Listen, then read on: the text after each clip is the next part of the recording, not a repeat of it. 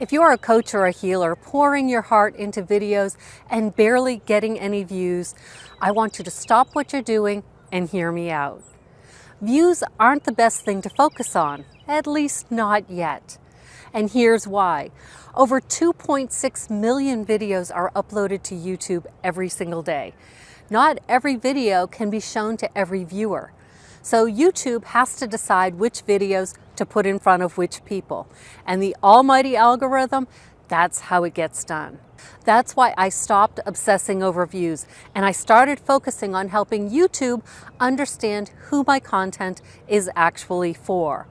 And there are 3 key metrics that matter even more than views, because they reflect whether YouTube is finding the right audience for your video. I'm going to cover all 3. And if you're like me, the 3rd one, it might make you question whether having a YouTube channel is even worth the effort.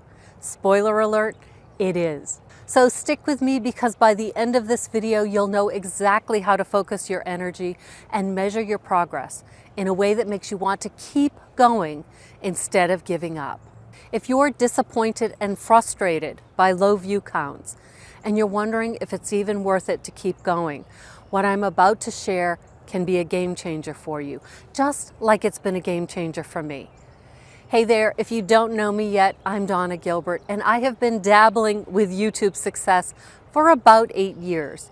I half-heartedly restarted my channel about a year ago, and now I'm really getting serious about how to make it work. Even though my videos still aren't getting a lot of views and I have less than 150 subscribers, I'm seeing progress. YouTube is starting to show my videos to more people, and that's the part I want you to focus on too. Because YouTube's success doesn't just come from creating videos. It comes from helping YouTube figure out who those videos are for, and that starts with better titles. Yes, I know coming up with titles is like, but it's still a skill that you can learn. And tools like ChatGPT, TubeBuddy, and vidIQ are super helpful. I also highly recommend the Live Video School channel to help master everything that I'm covering today. And I'll put a link for that in the description. So here's the thing. When you stop using views as your main success metric, you open the door to actually learning how YouTube works. That means you can do more than just cross your fingers as you throw spaghetti at the wall. And we're going to start with the metric that starts the process, impressions. I mentioned earlier that 2.6 million videos are uploaded to YouTube every day. Take a minute to think about that. 2.6 million videos every day. Would you want to have to sort through all those videos to figure out who wants to watch what? Yeah, me either. Fortunately, YouTube has its handy-dandy algorithm, which determines who might be interested in watching each of those 2.6 million videos. And that's where impressions come in. Impressions is how many people YouTube gives the opportunity to watch your video. It doesn't mean they'll watch it. It means they have the choice.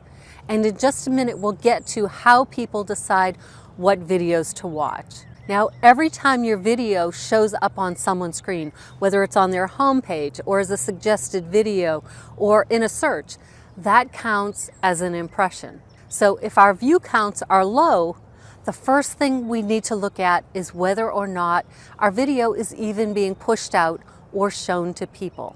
Now, let me ask you, do you know how many impressions your last video had? If not, it's time to put the doubts, the fears, and the self-judgment aside and put on your big girl panties and take a look at the data. Yikes, I said it, the data. And here's how you do that. In your YouTube studio, select the video to review. Click on the Analytics tab, then the Reach tab, and the first column shows you the number of impressions. From what I've learned, if your video doesn't have 1,000 impressions, that just means that the YouTube algorithm isn't quite sure who wants to watch your video. The people that you want to watch your video, your ideal clients. So here's what you really need to know and remember. This is important, okay? The number of impressions has nothing to do with how good your video is. It has everything to do with your title. A well-crafted title helps YouTube match your video with the right audience. My mentors recommend aiming for at least 1,000 impressions per video before worrying too much about the next two metrics I'm going to talk about. And in case you didn't know this, we're looking at each video individually. YouTube no longer focuses on channel themes. Now it's video specific. So if someone clicks on cat videos, but not dog videos, YouTube will start to show them more cats. And try something else instead of dogs because it knows you won't click on the dog videos. So this means that our job as coaches and healers, as content creators, is to help YouTube figure out what our videos are about and who might want to watch them. And once I understood this one thing, I started asking better questions about my titles. Does it clearly identify who the video is for? Does it create curiosity? Does it hint at the benefit of watching? I recently looked at the impressions for the 9 videos I posted in March. And as of mid-April, this is what the data shows. 4 videos had more than 1,000 impressions. 3 were just under 1,000 impressions. 1 had around 550 and 1 had only 137 impressions. That's lifetime data. But what really matters, especially for tweaking your titles and thumbnails, is what's happening in the first 24, 48, or 72 hours. And based on that, not one of my March videos hit 1,000 impressions in the first day. But rather than feeling embarrassed about this, okay, I am a little embarrassed about it, I decided to focus on what this information is telling me. First, it showed me I still have a lot of work to do. But seeing the impressions jump after a few days, it also means I need to give YouTube more time to figure out who my content is for. Oh goody, that means I get to practice patience again. I hope that by sharing my dismal data, you don't freak out if your own numbers are low. This isn't freak-outable news. For the past 8 years, I looked at this data, didn't understand what it meant, and decided I wasn't meant to grow a YouTube channel, and I quit. But now I understand that the problem wasn't necessarily with me or my content. It's that I didn't understand that things I thought weren't important are really important. Now you know that every impression is a potential click, but it's your thumbnail that grabs people's attention. Your thumbnail is the visual invitation. It needs to say, pick me, pick me. If it doesn't grab someone's attention, their eyes are just going to keep scrolling and move past it. So this is the next metric we're going to look at, the click-through rate, or CTR. It's the percentage of people who saw your thumbnail and clicked on it to watch your video. So of course, the higher the number, the better. Now, before I share the click-through rates for those same March videos, I'll be honest, I hesitated to do this because they're embarrassing, more embarrassing than my impressions. And they aren't anywhere near the 5% target that my mentors aim for. But just like improving my titles, I can learn to make better thumbnails. So here we go. Look at this data. Ugh. Yeah, the numbers aren't where I want them to be, and some of them are actually misleading. And basically for me, what these numbers are saying is that my thumbnail designs may not be working.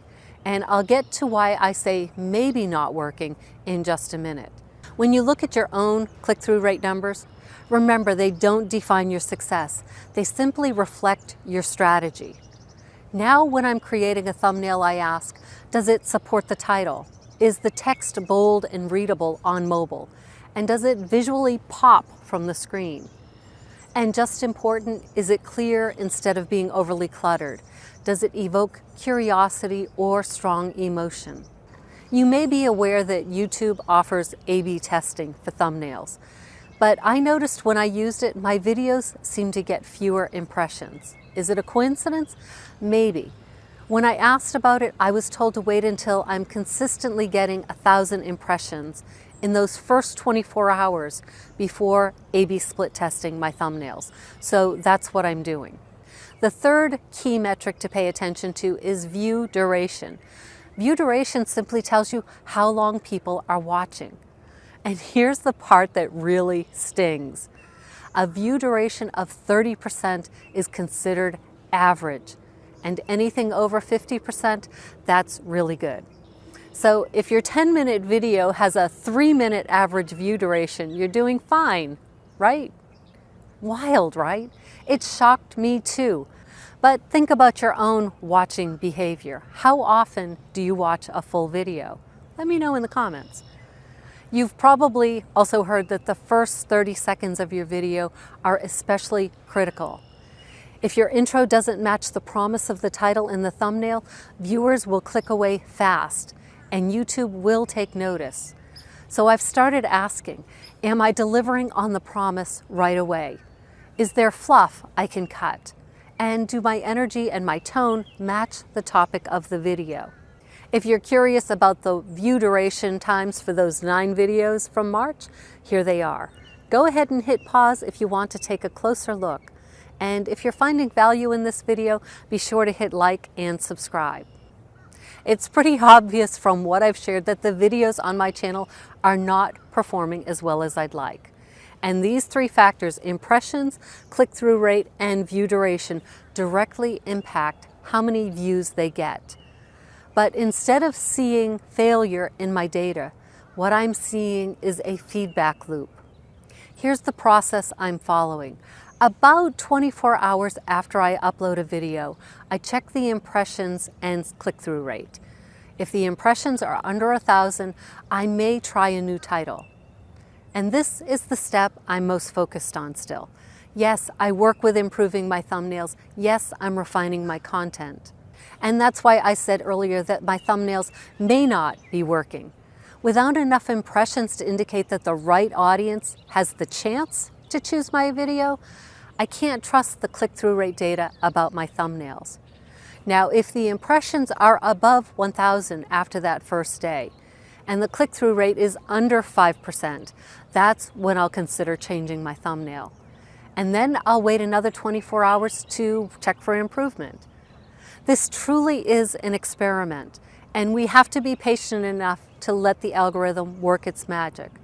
Too many tweaks in a short period of time, it's just going to confuse the algorithm. It won't know what to track or test. So give it space, let it do its own thing. For those of us with limited data, our job isn't to overly analyze what we do have. It's to keep creating videos so that the algorithm can accumulate more data so that eventually we can see patterns. And as we do that, we'll keep checking our analytics and tweaking titles or thumbnails as needed. We'll celebrate the small improvements, and we'll repeat what seems to be working. And all those videos that didn't get many views when you first published them, don't worry, they're not wasted. Every time you publish a video, you're building a library. Eventually, the right people will find you. And when they do, they won't stop at one video. They'll subscribe, they'll binge watch your content, and they'll watch every new video that you publish. This is how we build momentum. It's not through one viral hit. It's through consistency, experimenting with our content, and intentional growth. This is why focusing on views isn't going to grow your channel or expand your impact.